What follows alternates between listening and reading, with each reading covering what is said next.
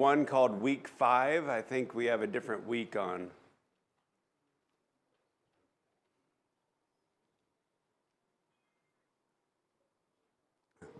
But today we're going to be focusing on David's shortcomings. We're going to have a two-part class on the shortcomings of David. So this is David's shortcomings part 1. Next Sunday will be part 2 of David's shortcomings, and you'll be stuck with me teaching that as well. I don't see 5 here, Jake. It's 4. Is it on that thumb drive? Yeah. Okay. I'll see if I can find it. Well, I have the thumb drive in my pocket.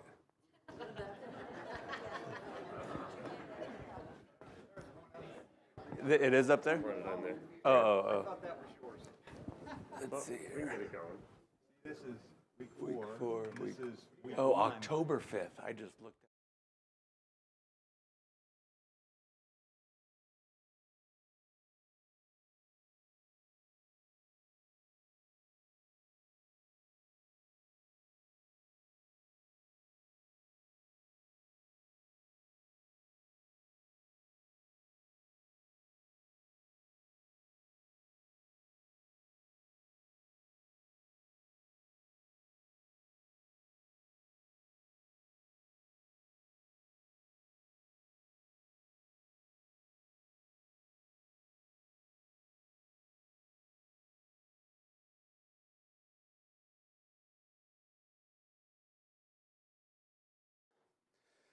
So I don't know about you guys, but sometimes, especially when I'm reading about David or another great character in the Bible, and we read about their shortcomings, about times that they fell into temptation, about times that they were having a hard time dealing with things that we are asked to deal with, I get discouraged. And I'm like, man, if David can't even do it, how can I do it? And there is one thing that I find comfort in, especially when I'm looking at the life of David. Do you guys know, and they should be short answers, so you can shout it out or raise your hand and I'll repeat it for those online, but do you guys know who the most 3 mentioned human individuals are in the Bible? Any guesses? Abraham, Moses. Yeah, Moses is one of the 3. What's that? David's one of the 3. Yeah, that's right. Anybody else? Probably the easiest one? Jesus. All right. Okay. So Jesus is the most mentioned human in the Bible. 1,310 mentions. David's number 2. He gets 974 mentions. And then Moses is number 3. And so Jesus, David, Moses. And then I want to look at the 4th. Okay? It's a pretty wide gap between 3 and 4. And so I want you to think about your own life for a moment. And if details about your own life were chronicled in a book, and not just in David's version, not just one book, but several books, if your life was chronicled in that much detail, then how much shortcomings would we get to read about? Other times when we read about, like Daniel is one that always comes to mind. There's nothing that we read that's negative about Daniel's life. But it's, well, okay, but there's not a whole lot written about Daniel when we compare him to some of the others. And so there's absolutely things that we can learn from, like just the idea that God doesn't need perfect people to accomplish his will, that we can feel encouraged because even though we're not perfect, we can be God's people, and he can use us as well, and we can absolutely find that when we look through the story of David. But I thought that was interesting. The 3 areas that we're going to focus on today, I mentioned this is going to be a 2-part class, so next week we'll get into some other stuff. But today I want to talk about David and his constant indulging of his passions, that even before he was king, even from the very beginning of his leadership, he has multiple wives. He's not able to follow God's prescription that was there since Genesis, that there would be one man and one wife.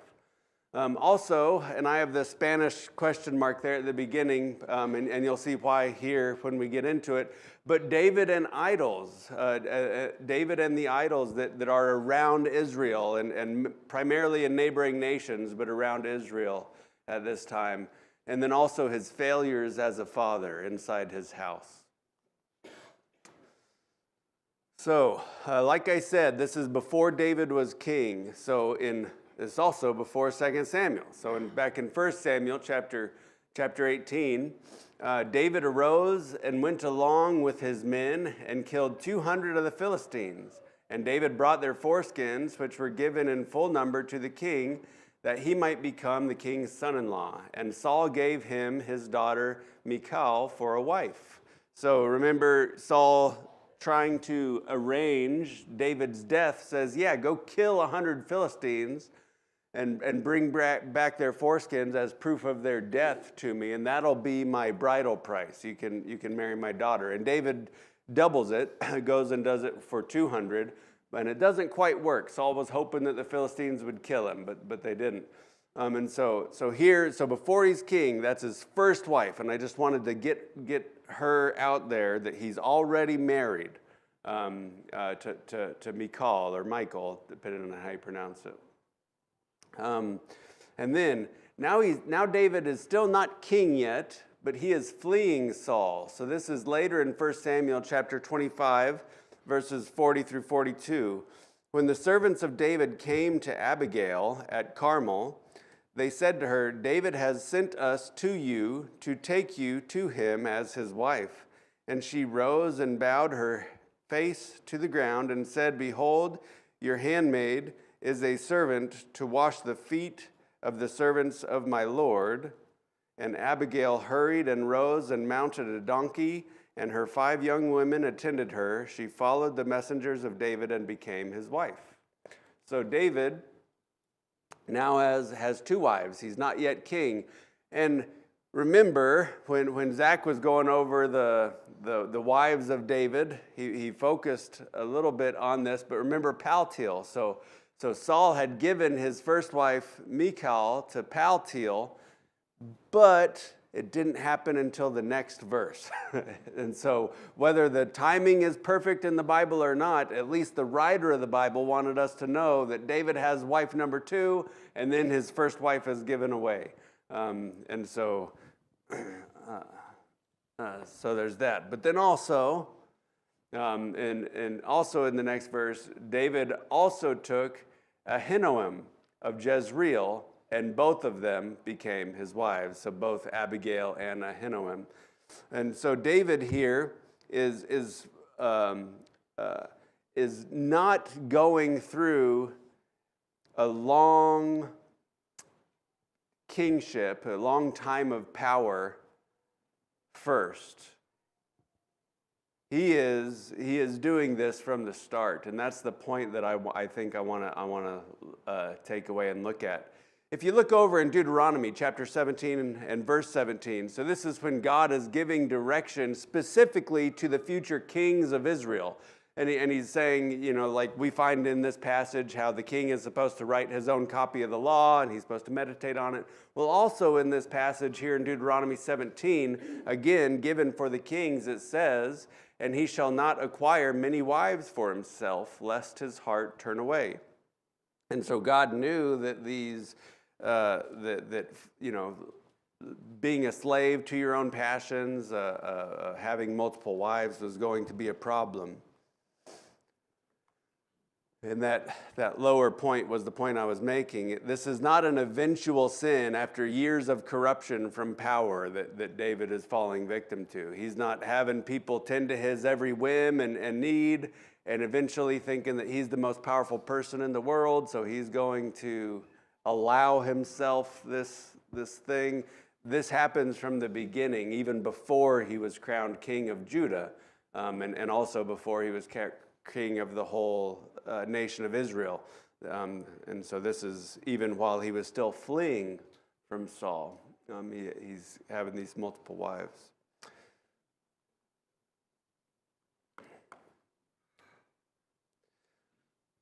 David and idols? Michael took, I want to look now in 1 Samuel chapter 19. So David is married to Saul's daughter Michal.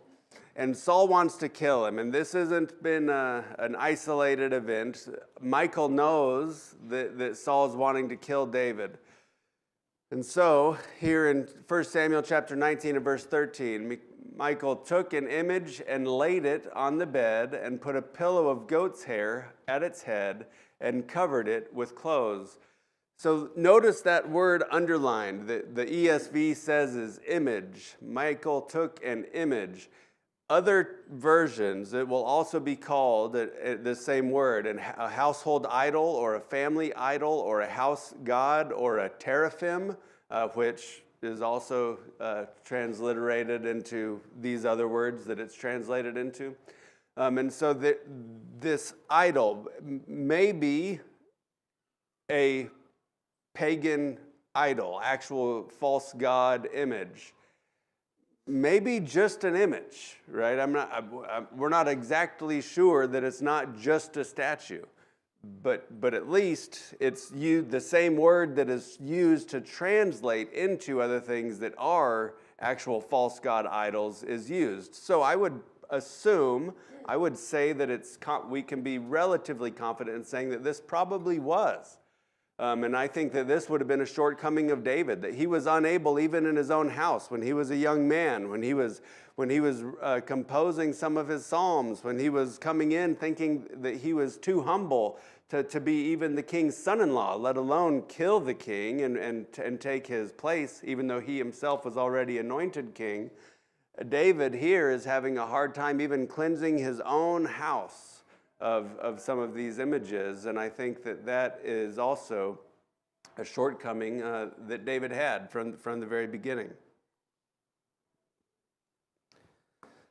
Another place, so let's look now in 2 Samuel. So another place, and this is the main reason for the question mark that I have out there.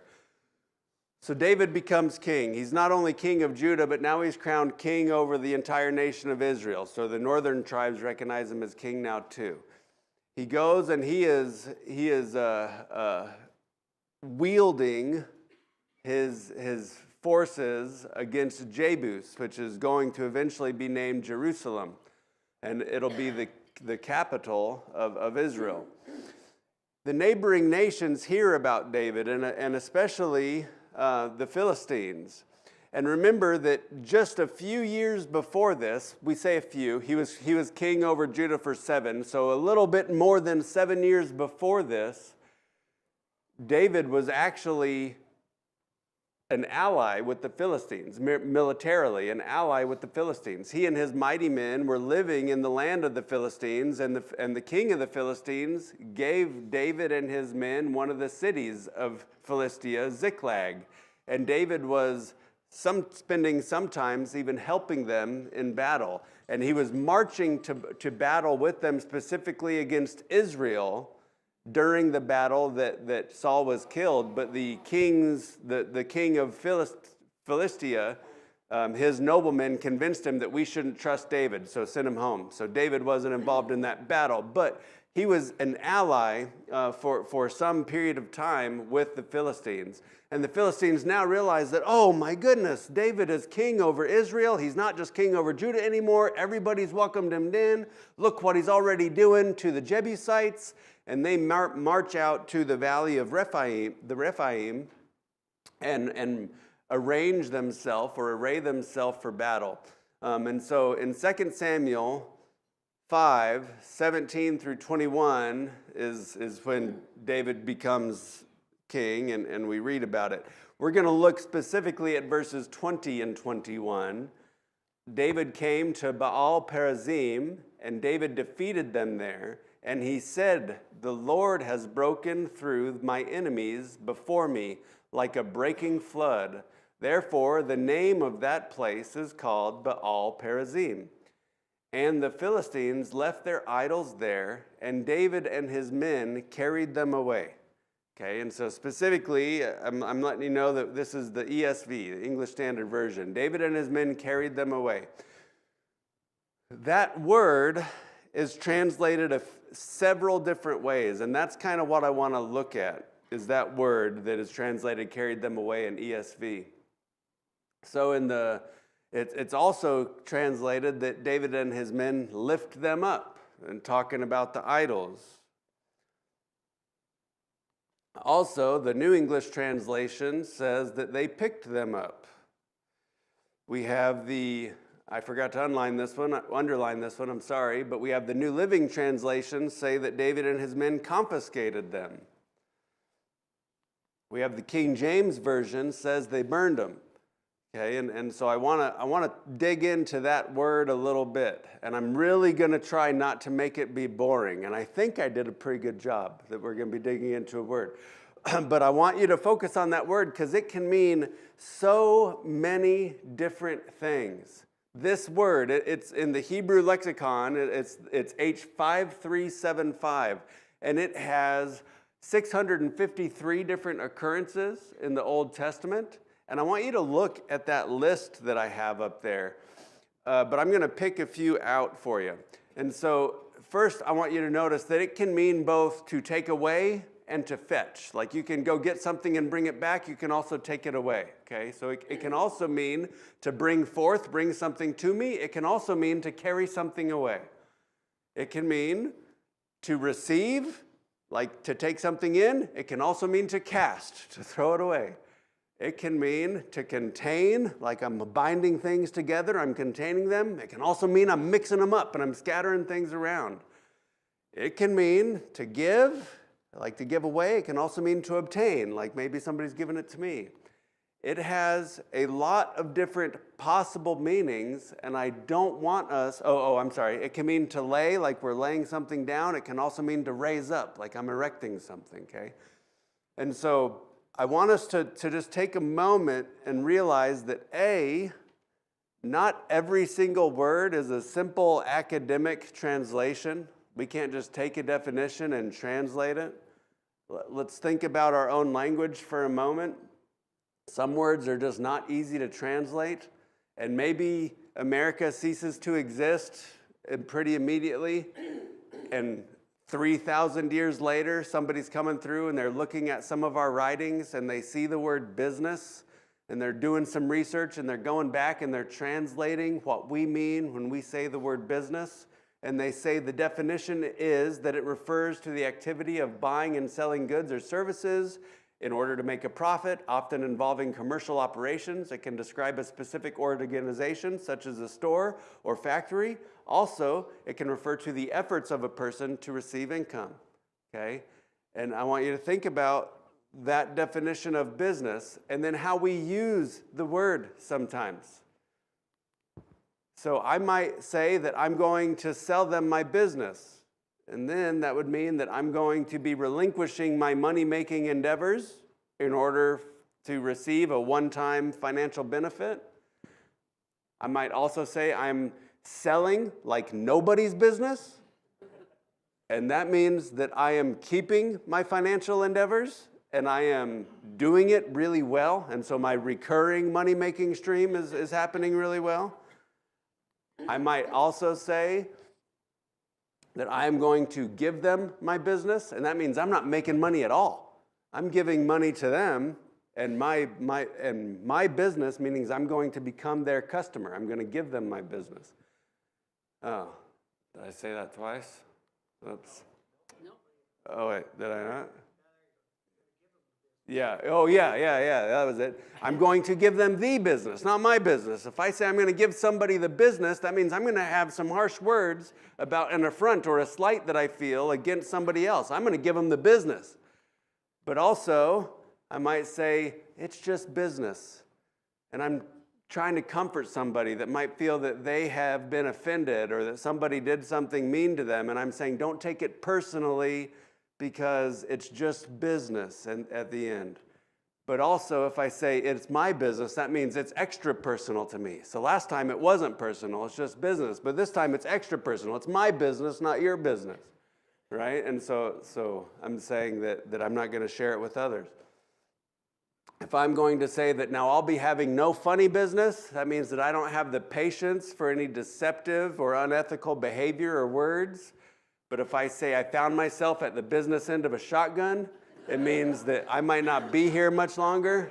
And so this word that we were looking at in 2 Samuel, it seems to me to be a similar word to business, that there's so many different meanings that we really have to dig into the context of what's going on, just like in the word business, in order for us to understand what it's trying to say.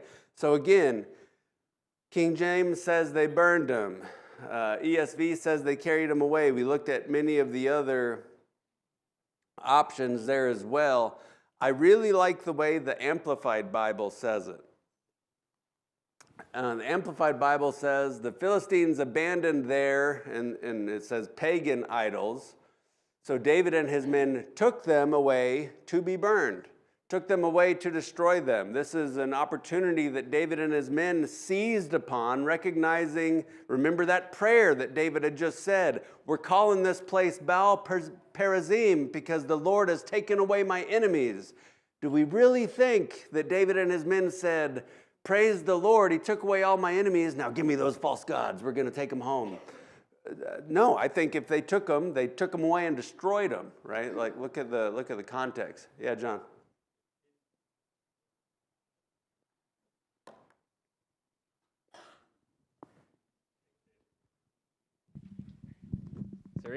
Is there anything weird about it? They're using the word Baal here for Lord. I mean, doesn't that normally seem like that's applied to false gods, not to Yahweh? Yeah, oftentimes it is applied there, but we have to remember that word Baal just means the Lord or the prince. That's all that it means. It's just a generic version of the Lord or the prince, and other cultures latched onto that and referred to their gods as Baal, but really all they were saying is the God or the Lord or the prince. But that's the literal meaning of the word. Yeah, thanks. All right.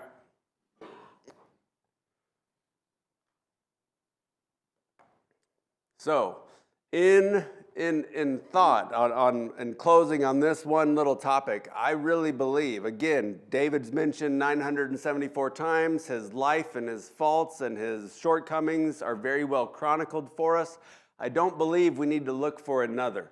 I really think that if we look at the context, David saying the prayer, saying that the Lord is the one that did this for him in breaking up the Philistines and breaking away his enemies in front of him, that they were not coming in and taking the idols. Yeah, Beth.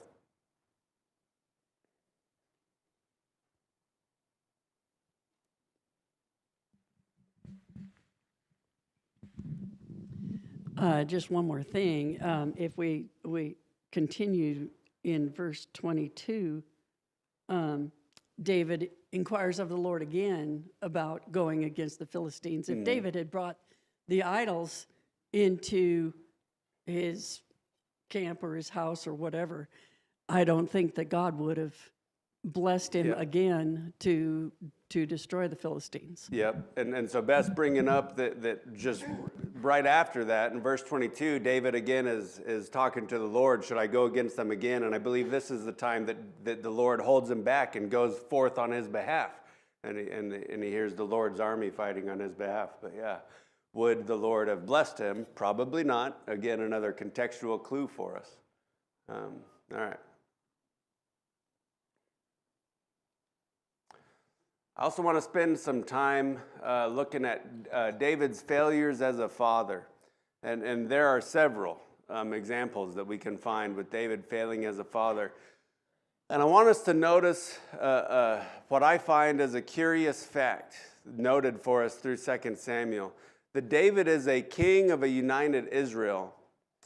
He refuses to start civil wars. He's anointed king. He becomes the Lord is anointed. He's told that he's going to be king instead of Saul, but he refuses to be the reason that splits up God's chosen people. He's not going to be the reason that there's a civil war. He's making this kingdom remain united.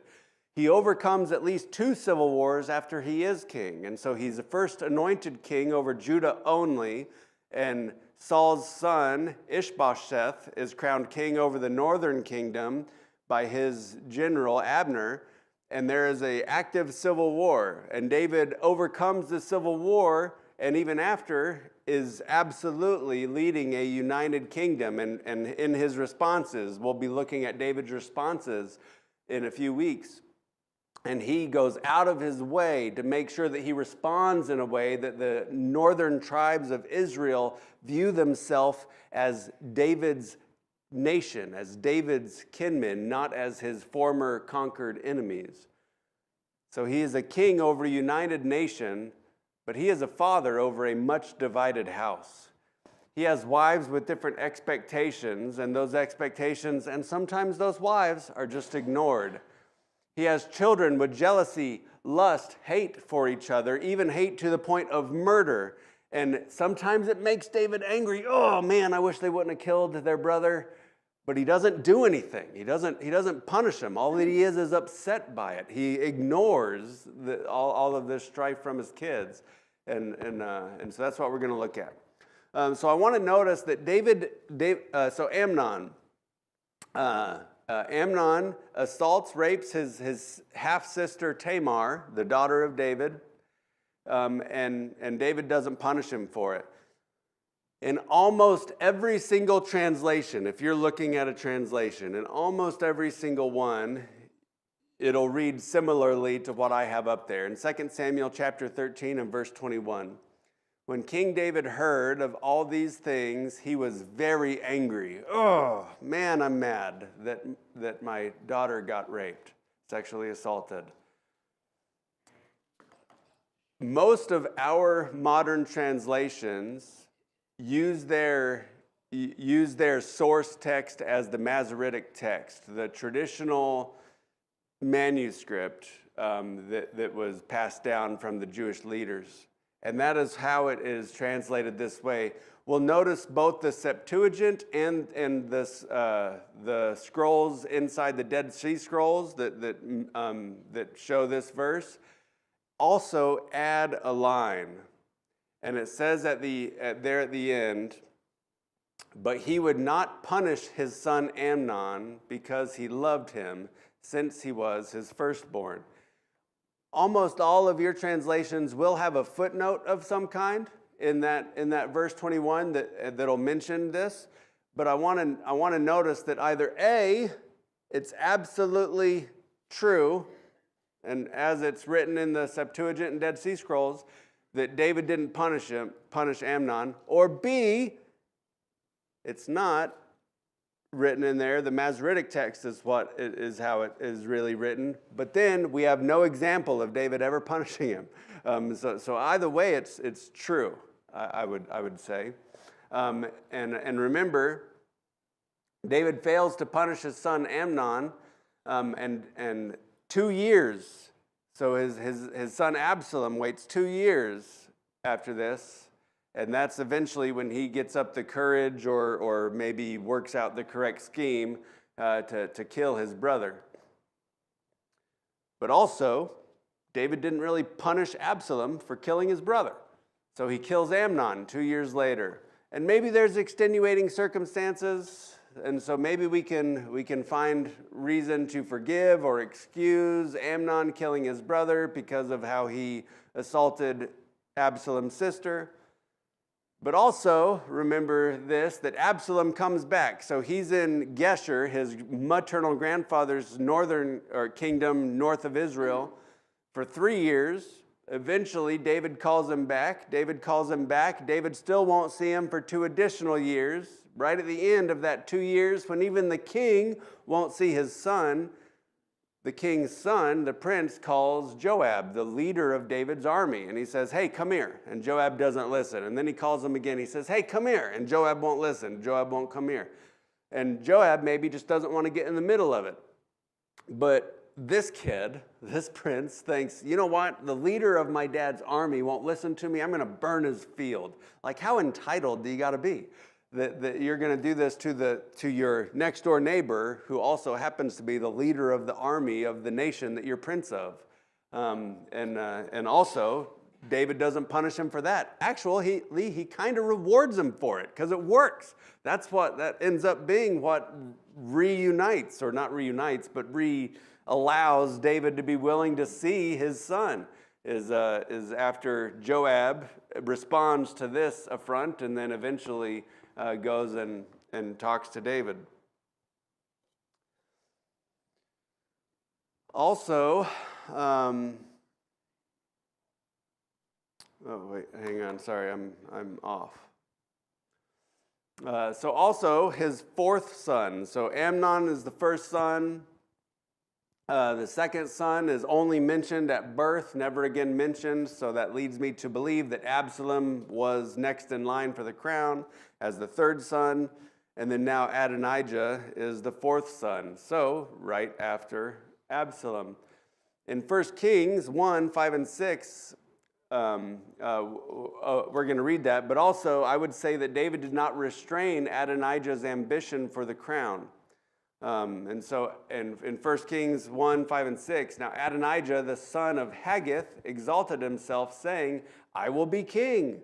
And he prepared for himself chariots and horsemen and 50 men to run before him. His father had never at any time displeased him by asking, why have you done thus and so? So Adonijah decides that, hey, you know what? My older three brothers are out of the picture. I think I'm going to be king. I think I'm going to succeed my father. And we will notice that David already knows that Solomon is going to be king. So here we're going to read now. This is Nathan talking to Bathsheba in 1 Kings 1:13. Go in at once to King David and say to him, did you not, my lord the king, swear to your servant, saying, Solomon your son shall reign after me, and he shall sit on my throne? Why then is Adonijah king? So Adonijah has proclaimed himself king. This makes Nathan and Bathsheba nervous, and they come in and talk to the king together. This is a few verses later. Nathan comes in. They both talk to him. And then also in 1 Chronicles chapter 28, 5 and 6, and all of my sons, for the Lord has, this is David talking, and all of my sons, for the Lord has given me many sons, he has chosen Solomon, my son, to sit on the throne of the kingdom of the Lord over Israel. He said to me, it is Solomon, your son, who shall build my house and my courts, for I have chosen him to be my son, and I will be his father. So David, not only did he himself promise to Bathsheba that Solomon would be king, but also David was told by God that Solomon was going to be king, and David just didn't quite, he couldn't muster enough care to break the bad news to Adonijah that he's not going to be king after all. Eventually, it leads to Adonijah's death. Solomon tries to forgive Adonijah for being king and tells him, don't do it anymore, just live as an upright man. And Adonijah says, yeah, okay, you're right. But then he tries to hurry up and swoop in and marry the woman that was taking care of David in his old age, trying to work his way around the backside of the goal line to become king again, and Solomon puts him to death.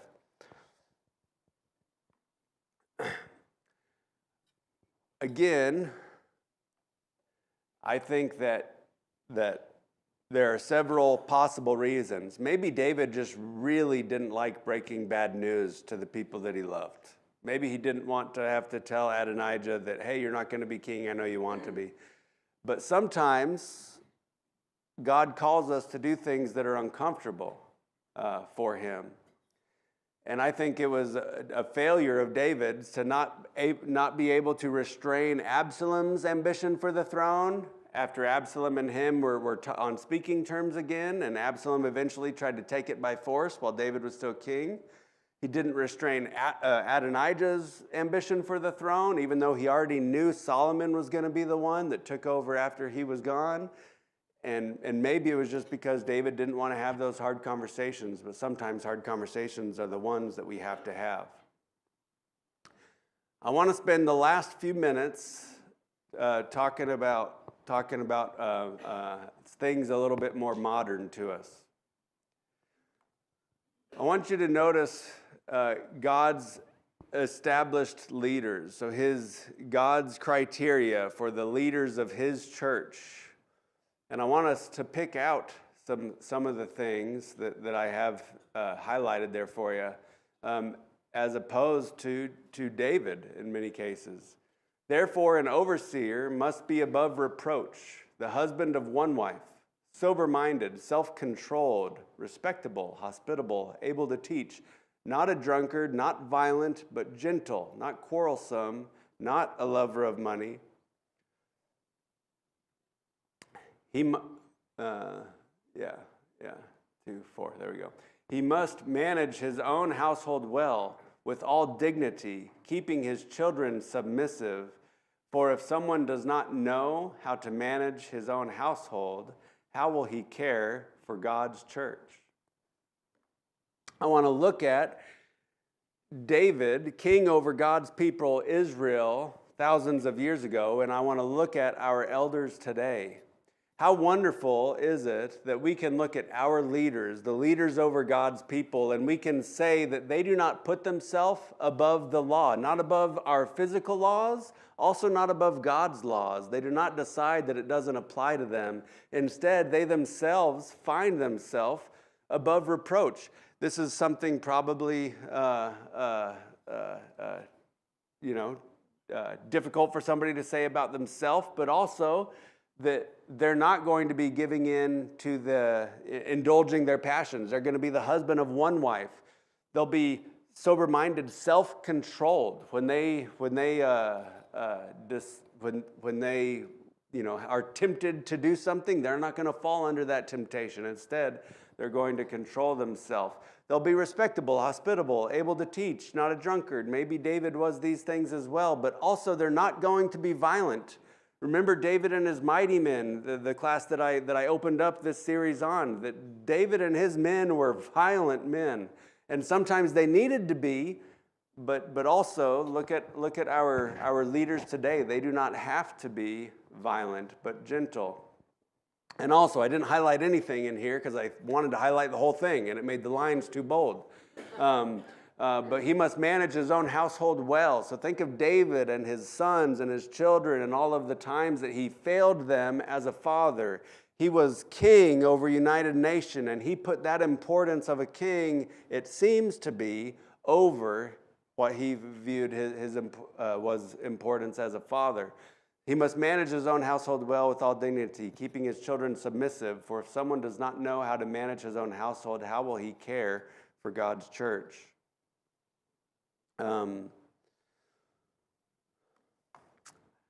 Let's look at how God talks to people about kings versus how he talks to us about elders. So remember in 1 Samuel 8, the nation of Israel is still under the judges. They don't have a king yet. And they decide that, you know what? Oh, man, we really want to be like everybody else around us. And so they come to Samuel. And we're not going to read 11 through 17. We're going to read 11 and 17. Okay? So he said, "These will be the ways of the king who will reign over you. He will take your sons and appoint them to his chariots and to be his horsemen and to run before his chariots. He will take the tenth of your flocks, and you shall be his slaves." Warning, do you really want this? How are you going to be able to uphold your end of the bargain and be followers over this king? Let me tell you how bad it's going to be. And there's a lot of warnings thrown in there that we didn't take the time to read between verses 11 and 17. And let's contrast that with how God talks to followers of his church today. In Hebrews chapter 13 and verse 17, "Obey your leaders and submit to them, for they are keeping watch over your souls, as those who will have to give an account. Let them do this with joy and not with groaning, for that would be of no advantage to you."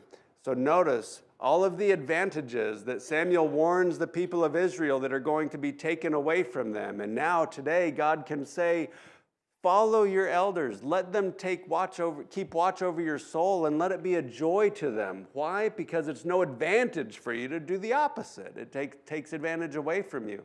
And so it used to be, following under a king was going to cost you advantage. Today, not following your leaders of the church, the elders of the church, will cost you advantage. And I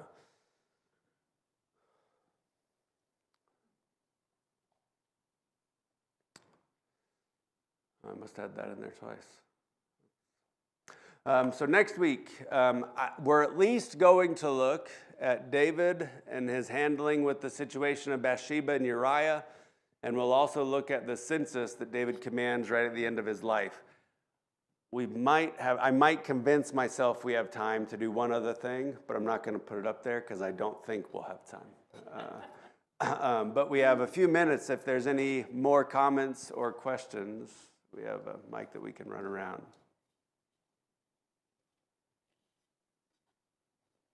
Yeah, Larry.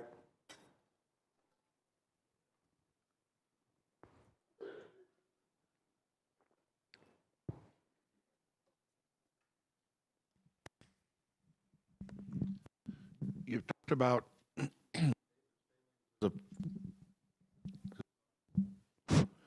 David's failings as a father and stuff. I wonder also about his failings as a ruler.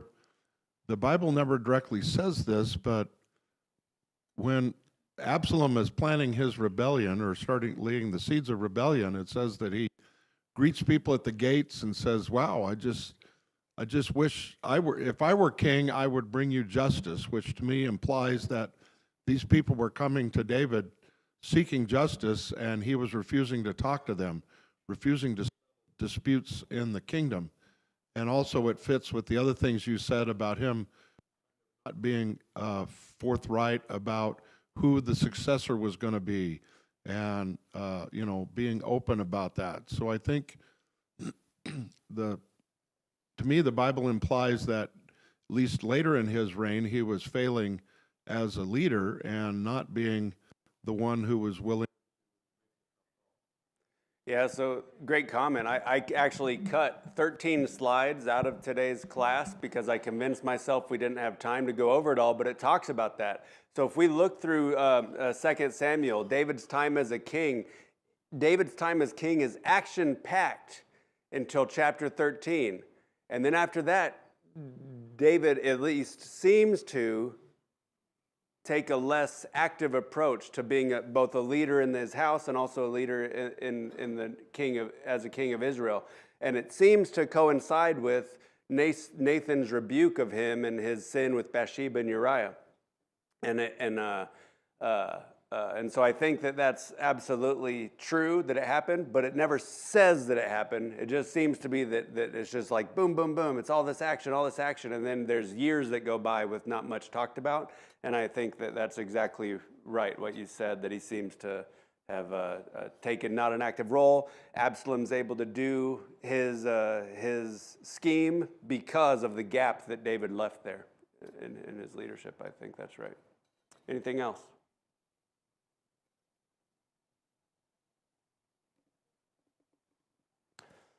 All right, well, you guys got 40 seconds before the second bell rings, so thank you guys very much. I appreciate your attention.